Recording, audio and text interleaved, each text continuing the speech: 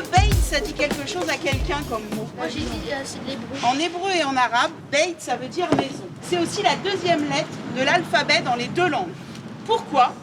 Parce que pour pouvoir commencer à construire quelque chose à vivre, il faut un sol et un toit.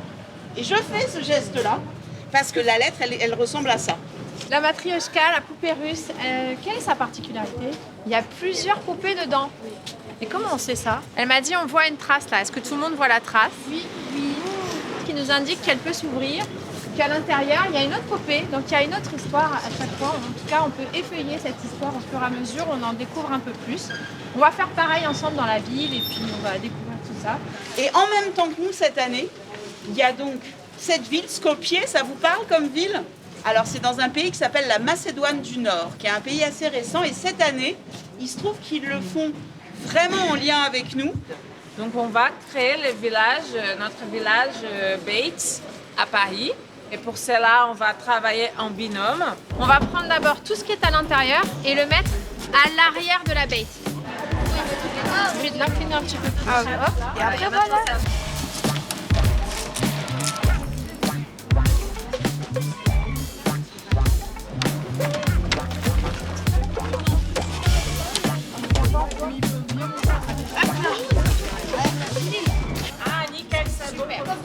Vous vous rappelez de la matrioshka tout à l'heure? Oui.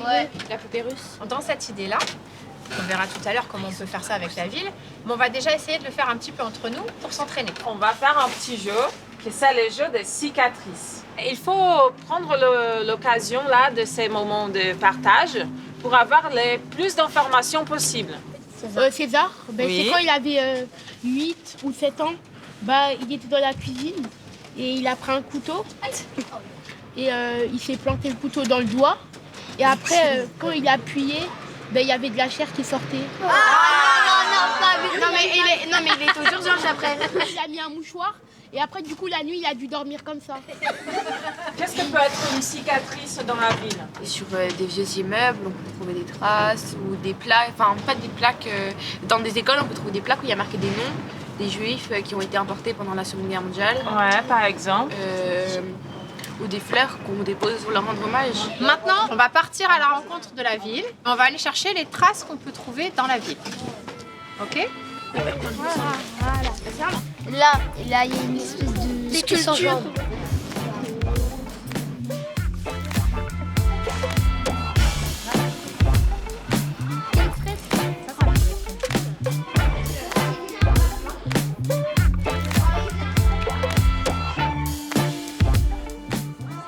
C'est un projet lié au vivre ensemble. On a fait une enquête sur les traces dans la rue. Vous devrez en binôme voir quelles sont les traces les plus intéressantes pour faire un film.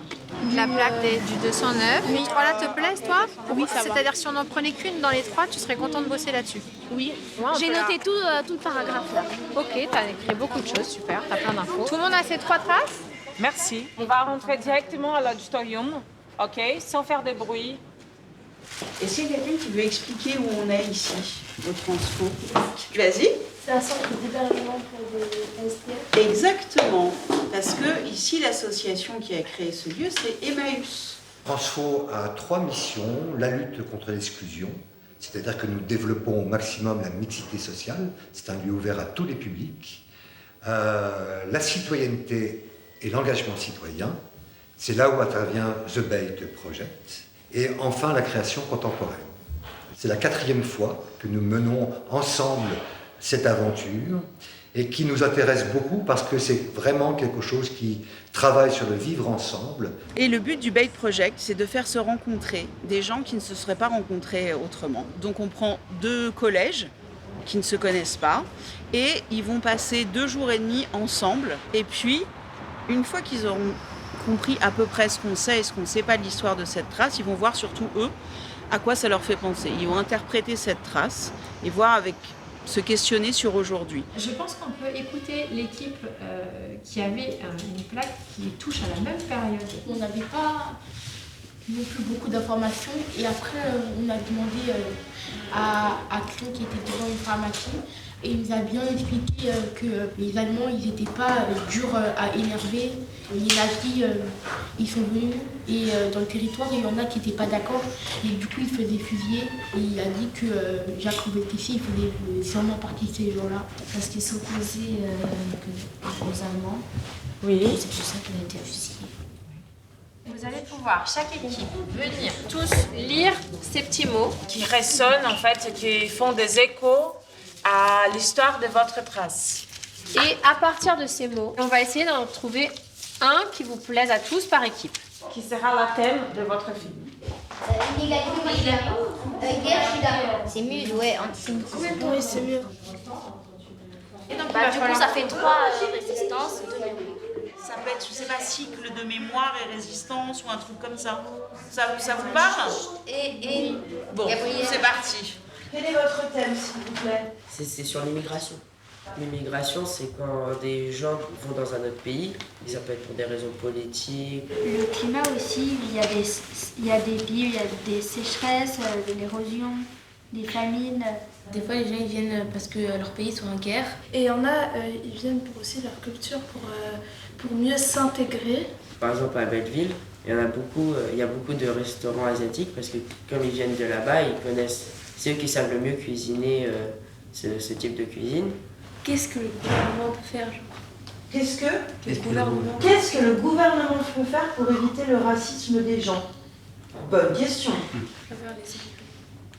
Quel est votre trace, votre thème, B3?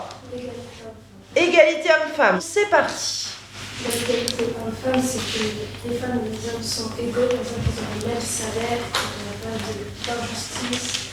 Égalité de salaire ou de type de travail, c'est-à-dire plus avantageux? Peut-être, je sais pas moi, un président et les femmes. Des femmes sont présentes, mais minoritaires comparées aux hommes.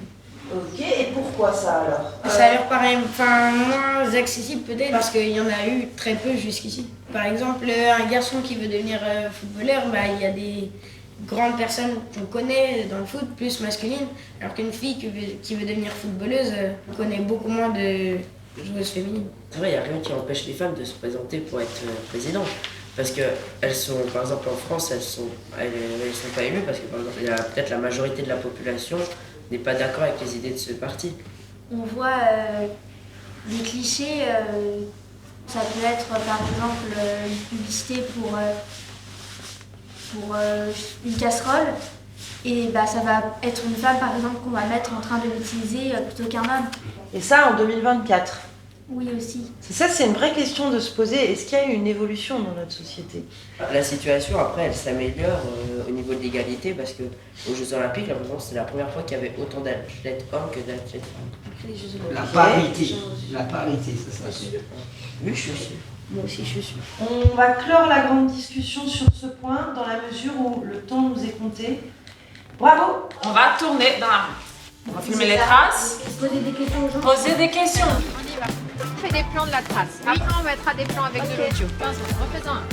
Ça qui nous intéresse. On aimerait bien vous présenter notre trace de Jacques Nouvel-Tessier qui habitait dans cet immeuble et qui avait été fusillé par les Allemands en 1944.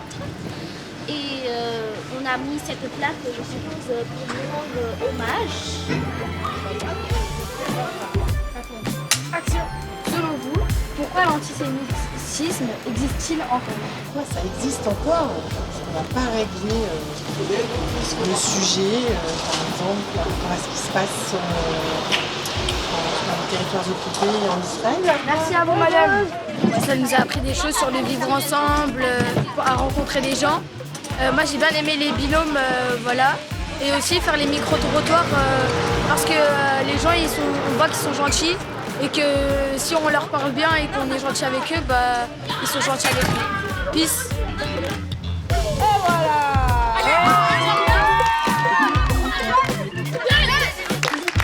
Et merci à tous.